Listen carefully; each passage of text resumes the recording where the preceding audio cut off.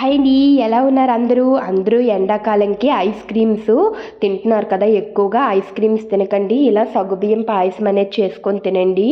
ఒంటికి చాలా మంచిది.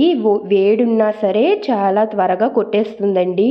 పిల్లలకి పెద్దవాళ్ళకి చాలా మంచిది. ఒక్కసారి ట్రై చేయండి, అదే నచ్చుతుంది. ట్రై చేస్తే కదండి నచ్చుతుందో లేదో తెలుస్తుంది. ఫస్ట్ అయితే ఒక ప్యాన్ పెట్టుకొని ఆయిల్ హీట్ చేసుకొని మీకు కావాలంటే నెయ్యినా వేసుకోండి. కాజు ఇంకా కిస్మిస్ వేయించుకొని పక్కన పెట్టుకోవాలండి. ఆ తర్వాత అదే ప్యాన్లో కొంచెం వాటర్ వేసుకొని సగ్గుబియ్యం వేసుకొని కలుపుకొని మూత పెట్టుకోవాలండి. అది ఉడికేలోపు ఈ లోపల యాలకుల పౌడర్ అనేది మెత్తగా దంచేసి వేసేసానండి. అన్నీ కాదండి, రెండు తొక్కలు వేస్తున్నాను. మిగతా తొక్కలు వేస్ట్ చేయడం ఎందుకని టీ పొడిలో వేసేసి కలిపేసానండి. అది యూజ్ అవుతుంది కదా, ఎప్పటికైనా సరే మంచి అరోమా అనేది ఉంటుంది.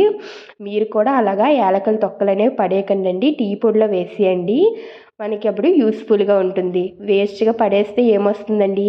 ఈ లోపుడే సగ్గుబియ్యం కూడా ఉడికిపోయాయి. పాలు వేసుకొని కలుపుకొని అవి కూడా పాలల్లోనే ఒక్క మరుగు వచ్చిన తర్వాత డ్రై ఫ్రూట్స్ ఇంకా కిస్మిస్ కూడా వేసేసి యాడ్ చేసుకొని బాగా మిక్స్ చేసుకుంటే మన సగ్గుబియ్యం పాయసం అనేది రెడీ అయిపోతుందండి.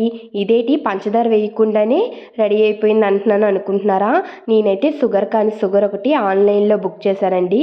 అదిగో అదే వేస్తున్నాను. నేనైతే అది ఇంకా యూజ్ చేస్తున్నానండి. నాకు బాగా నచ్చింది అని అంటే అప్పుడు మీతో కూడా నేను షేర్ చేసుకుంటాను. ఇంతేనండి, మన సగ్గుబియ్యం పాయసం అయితే రెడీ అయిపోయింది.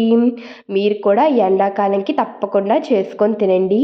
ఆ కిస్మిస్ జీడిపప్పు అయితే నాది. మీరు మాత్రం లైక్ చేసి సబ్స్క్రైబ్ చేసుకోవడం మర్చిపోవద్దు. ఉంటాను, బాయ్.